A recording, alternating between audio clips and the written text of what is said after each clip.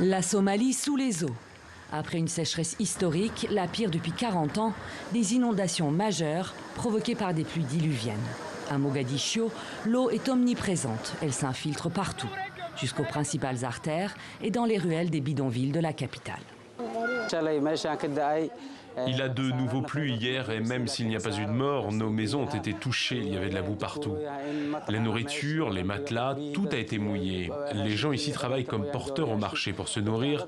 Ils n'ont pas les moyens d'acheter ou de louer des maisons. Qu'Allah leur vienne en aide. Même constat dans les camps de déplacés de la ville, envahis par la boue et les eaux. Ici, le nombre d'arrivées augmente chaque jour un peu plus. Déjà 300 000 déplacés, selon l'agence somalienne de la gestion des catastrophes.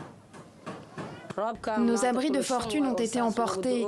Des enfants ont disparu. On ne sait pas s'ils sont morts ou vivants. On demande aux agences humanitaires de nous aider de toute urgence. Cette pluie est un désastre. On vit dans l'eau. On n'a pas d'abri. On n'a plus de force. La catastrophe a touché 850 000 personnes et fait au moins 29 morts. L'état d'urgence a été déclaré et c'est le sud-ouest du pays qui est le plus gravement touché.